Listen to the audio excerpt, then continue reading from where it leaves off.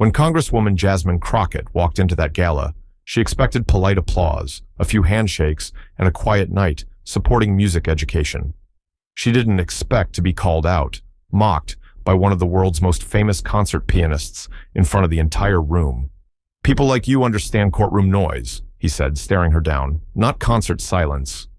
The crowd laughed, but Jasmine didn't. She didn't raise her voice. She didn't clap back. She just stood there, staring into the spotlight, and then walked out without a word. What happened next turned into one of the most unexpected and emotional performances the classical music world had ever seen. If you believe real grace comes not from fame, but from how we rise when underestimated, hit that like button, subscribe, and stay with us. Because this isn't just a story about music. It's a story about redemption, legacy, and a woman who let the piano do the talking. It began on a warm May evening in Charleston, South Carolina. The city buzzed with the kind of old-world charm that made it a natural home for the elite of Southern society. Gas lamps flickered along cobblestone sidewalks, and the scent of magnolia drifted through the air as luxury sedans rolled to a stop outside the Charleston Performing Arts Center. Inside, marble floors echoed beneath patent leather shoes and glittering heels. Crystal chandeliers swayed gently overhead, casting golden halos across the mahogany walls. This was the annual Harmony for Tomorrow Gala, a star-studded benefit dedicated to funding music education programs for underprivileged children. Normally, it was a safe haven for egos and champagne. But tonight was different, because Jasmine Crockett was in the room. The Congresswoman from Texas, bold, brilliant, and impossible to ignore, stood near the back of the gala hall, wrapped in a deep emerald evening gown. Her hair swept back in a bun, her eyes keen and calculating. Though her staff had advised against attending, she came anyway, partly out of duty, partly out of curiosity. And maybe, just maybe, because she missed the music. Jasmine had grown up in a Baptist church where the piano was as sacred as the pulpit. Her mother, a gospel pianist who never played the same hymn the same way twice, had died when Jasmine was just 13. After that, Jasmine closed the piano lid and never opened it again. That history sat quietly inside her like a folded letter, untouched, until tonight. "Congresswoman," a man in a tuxedo greeted her with a stiff nod. "Glad to see you support the arts." She smiled politely, but her mind wandered to her schedule. Votes on the House floor, meetings with veterans groups, press inquiries. She checked her phone, only to find a text from her aide. "Just smile, 30 minutes, then we go." She sighed. 30 minutes of this velvet cage and she'd be free. Then the lights dimmed. A hush fell over the room as the announcer's voice rang out. "Ladies and gentlemen, please welcome tonight's special performer and our gala chairman, Maestro Levislav Borodin."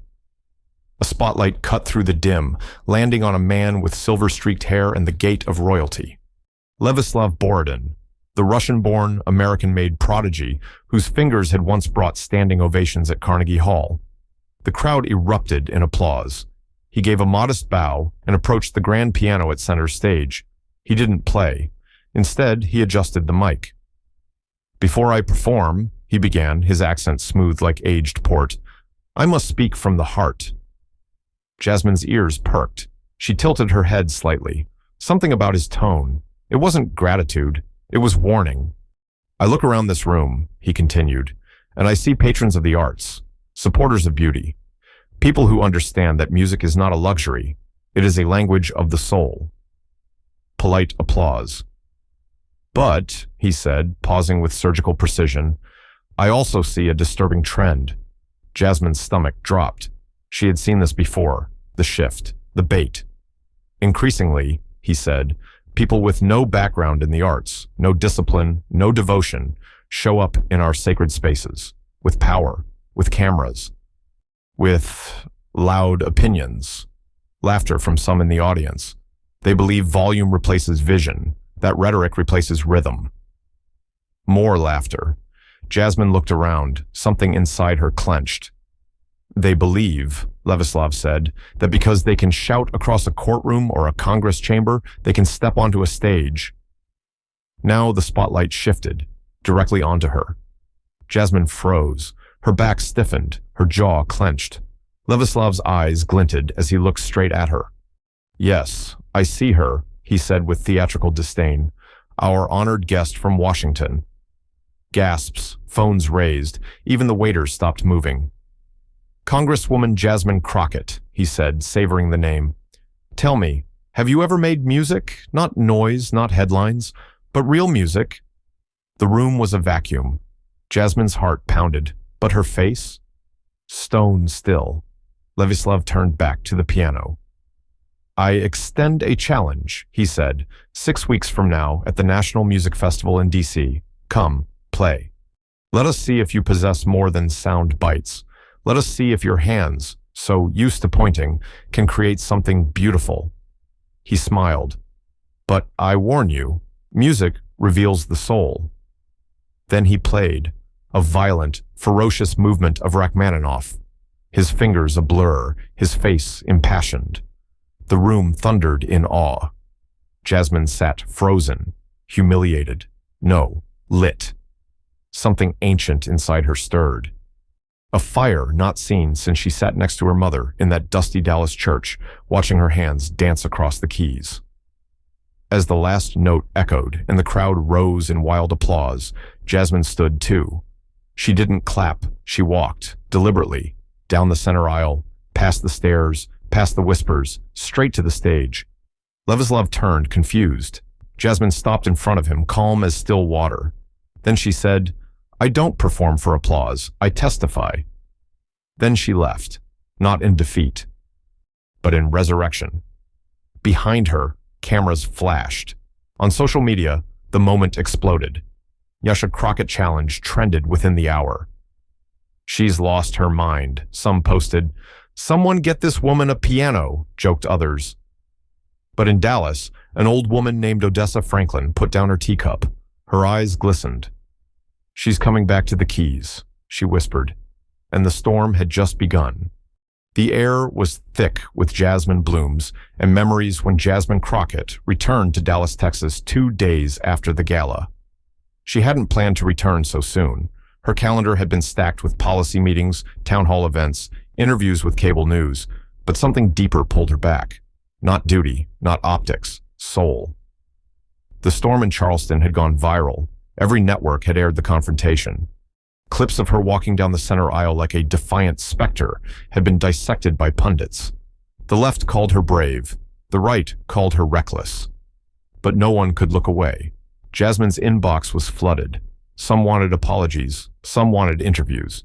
But a small, handwritten envelope stood out. No return address, just a shaky script on the front. "Jasmine, if you mean it, come find me."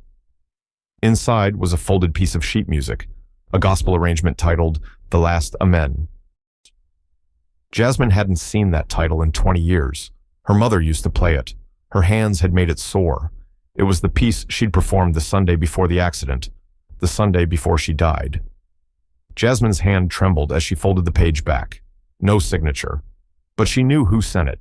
Odessa Franklin, her mother's old piano teacher, a woman Jasmine hadn't seen since the funeral, the one who told Jasmine through a veil of tears, "Your mama's spirit didn't leave that piano, baby. It just got quiet." Jasmine drove herself, no staff, no security detail, to the South Oak Cliff neighborhood she hadn't stepped foot in for years. The houses were smaller than she remembered, the trees taller, as if time had inverted scale. Odessa's home was still there, white trim, sun-faded blue paint, a porch with 2 rocking chairs that hadn't moved in a decade. Jasmine walked up the steps.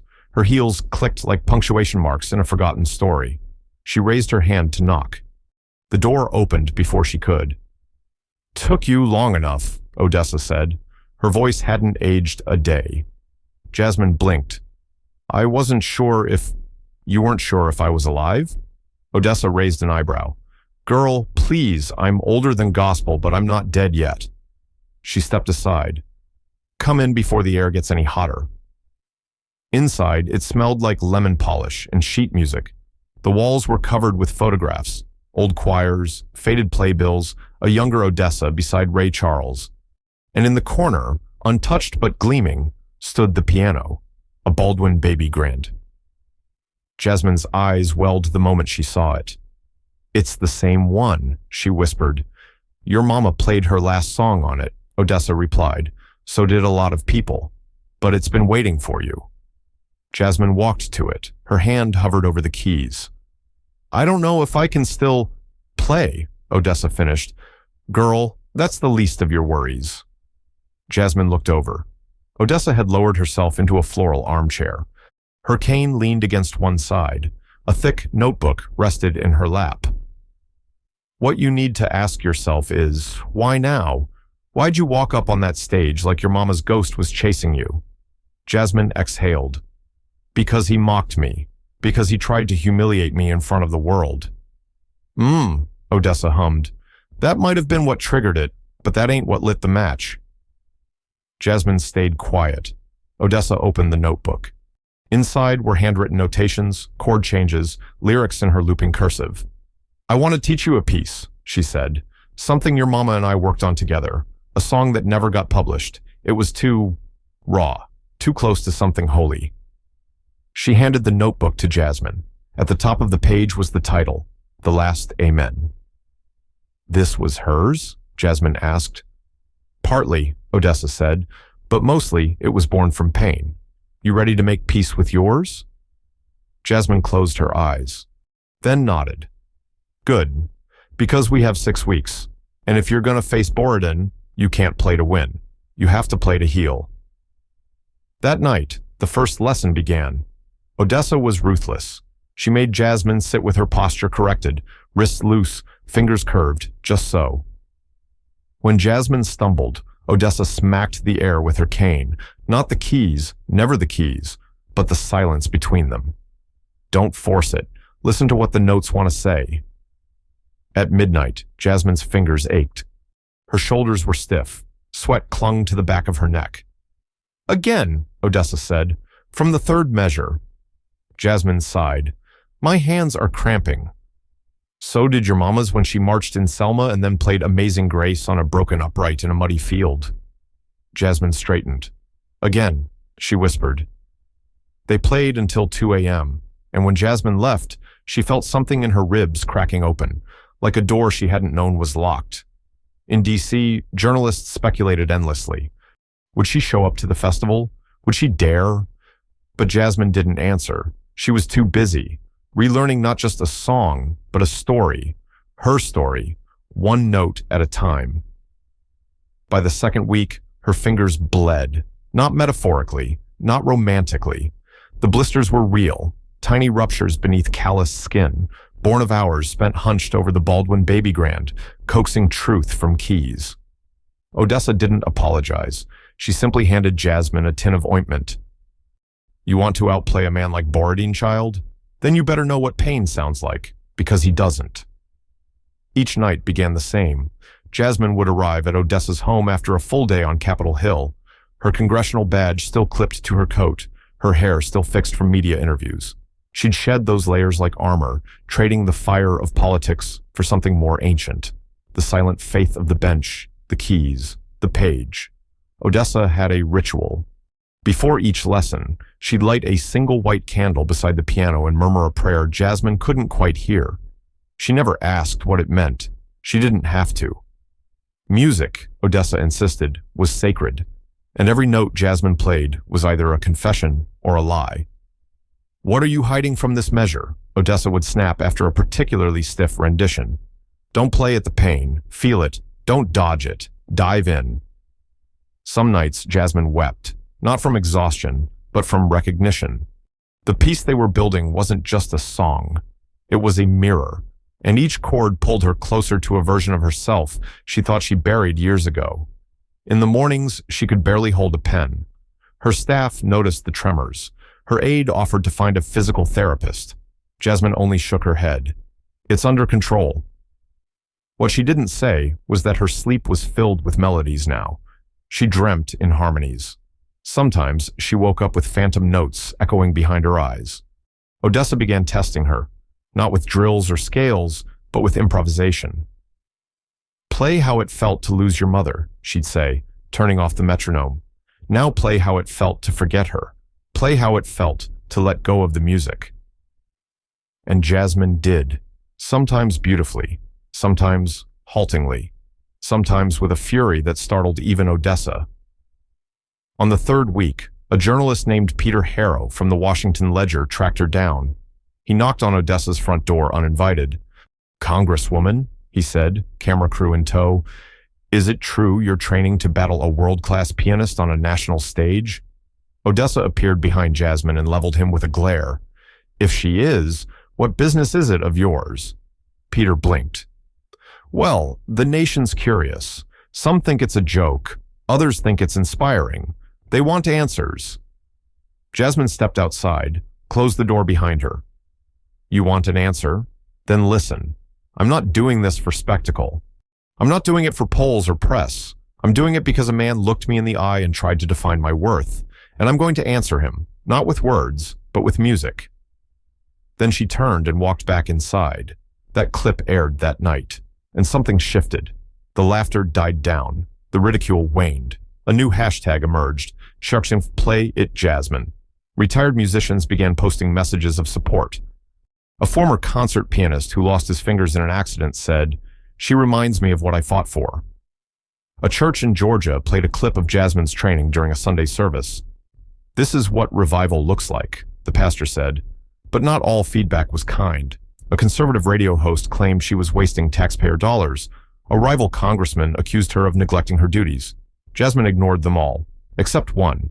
A letter came, handwritten, no return address. Inside, just one sentence. "She'd be proud of you."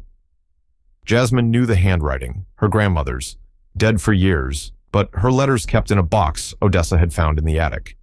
The tears came fast then, not from pain, but from gratitude. That night, Odessa changed the lesson. "You're ready for the bridge," she said, "the place where winter turns to spring." The key change was subtle, but monumental.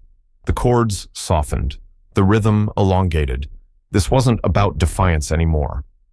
It was about forgiveness, not of Borodin, but of herself. The next 2 weeks passed in a blur. Jasmine played through cuts and fatigue, through press hits and legislative battles. She passed an amendment one morning and played until 3 a.m. that night. Even Odessa softened. One evening, she sat beside Jasmine at the bench.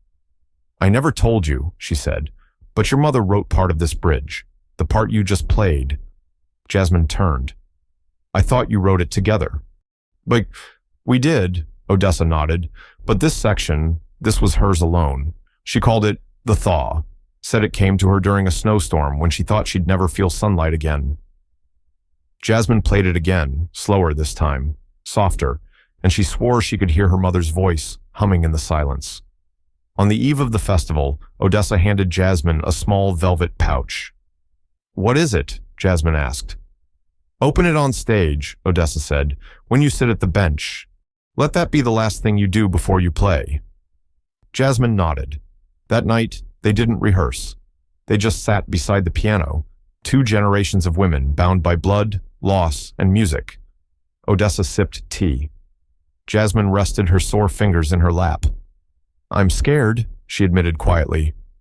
"Good," Odessa smiled. "Means you're about to tell the truth." The morning of the festival arrived not with fanfare, but with stillness.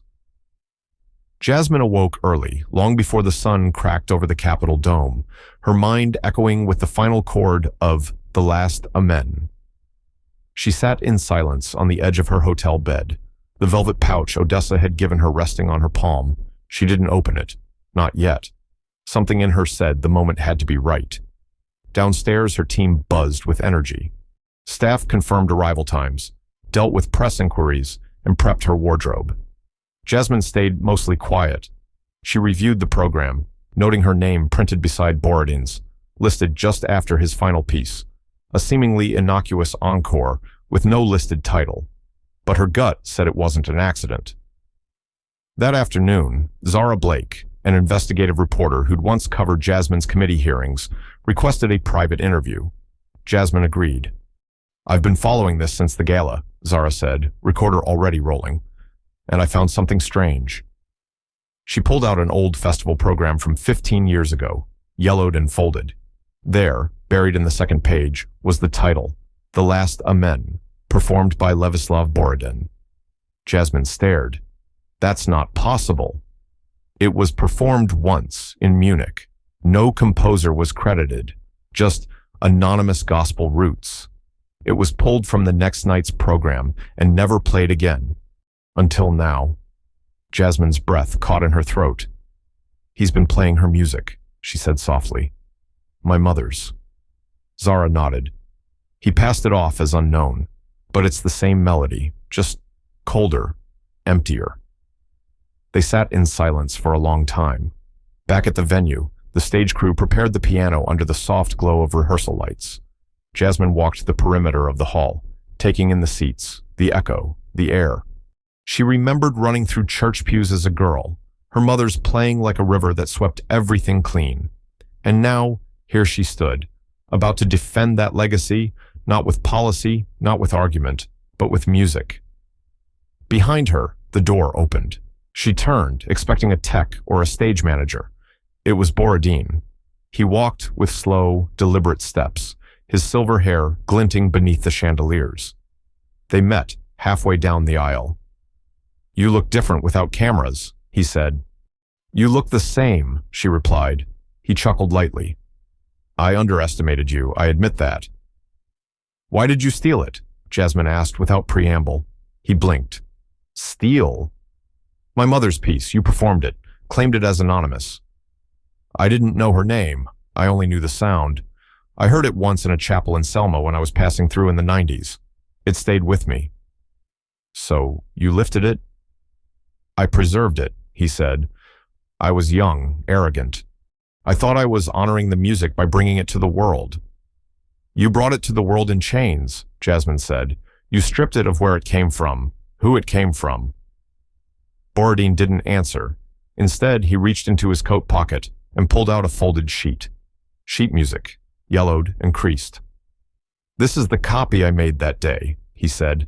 I never published it, couldn't, because even then I knew it wasn't mine. He handed it to her. She took it, her hands trembling. I'm not your enemy, he said quietly. Not anymore. Jasmine stared at him for a long moment. Then why still perform it tonight? I wanted to remind the world of it, but I think it should be you who plays it now. She nodded slowly. I already planned to. That night, just before showtime, Jasmine sat backstage, the velvet pouch in her lap. She opened it. Inside was a key, worn brass, with a small paper tag. Crescendo Studio, Room 4. She recognized the name. It was the room where her mother had recorded her first and only demo. Tears welled in her eyes. Odessa had kept the key all this time. On stage, Borodin gave a short, respectful introduction before his performance. He played with grace, with elegance, but something was different. His hands moved with restraint, not fire, as if he had realized this moment wasn't his to dominate. When it was Jasmine's turn, she walked to the bench slowly. No fanfare, just silence. She placed the key on the piano. Then she began.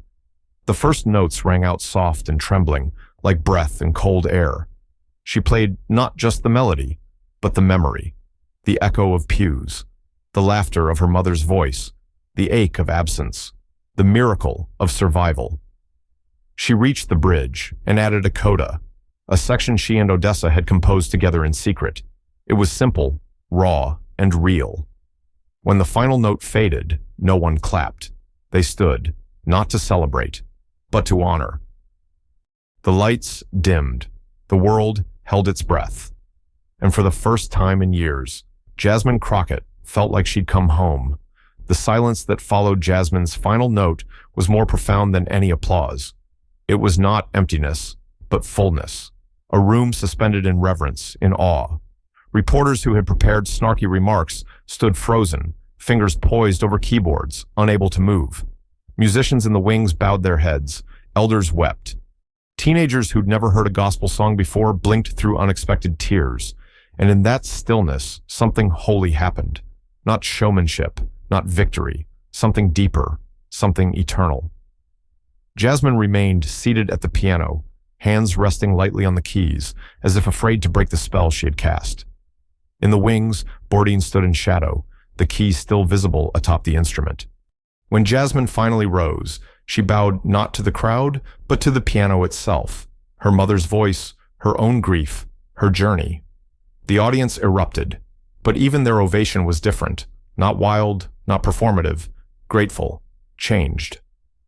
She left the stage slowly, almost reluctantly, and as she stepped off into the wings, Borodin stepped forward. They locked eyes, and in a moment, without words, he nodded, once, deeply. She returned the nod, a soft smile forming at the corners of her mouth. Backstage was chaos. Staff scrambled to respond to the eruption online. News outlets demanded interviews. Dignitaries sent flowers to her dressing room. Odessa wasn't there, too frail to travel, but a live stream had been sent to her living room, and according to her neighbor, the old woman stood for the entire performance, hand pressed over her heart, tears streaming down her face. That night, Jasmine returned to her hotel and found herself standing in front of the mirror, wiping away makeup she hadn't even noticed running. Her phone buzzed. It was a message from Odessa. Only 3 words. You did it. The following morning, as the world spun with coverage, Congresswoman conquers Carnegie-level performance. The music of her mother's hands lives again. When gospel defeated pride, Jasmine visited the Crescendo studio. Room 4 hadn't changed much. Dust floated in shafts of morning light. A faded photograph of her mother was still tacked to the corkboard. Jasmine sat at the upright piano, unlocked it with the key, and opened the lid. The same Baldwin tones. She played a few chords. Her fingers no longer trembled. Outside, the city moved on. But inside room 4, time bent, and something unspoken healed. Later that week, Jasmine returned to Washington. Her team met her with reverence. Colleagues on both sides of the aisle congratulated her, some awkwardly, some with genuine admiration. C-SPAN played a clip of her performance during a hearing recess. One senator approached her privately and said, "I underestimated you. I won't again." She didn't reply. She just smiled. Because this had never been about proving herself to politicians. It was about reclaiming something the world told her she had to forget. That Sunday, Jasmine stood in her childhood church in Dallas. Odessa, wrapped in a lavender shawl, sat in the front pew. The congregation had gathered without knowing what to expect. Jasmine approached the old, worn upright at the front of the sanctuary and took a seat. The pastor gave her a simple nod. She began to play, not The Last Amen, something new, a song without a name, something she had started composing 2 nights before.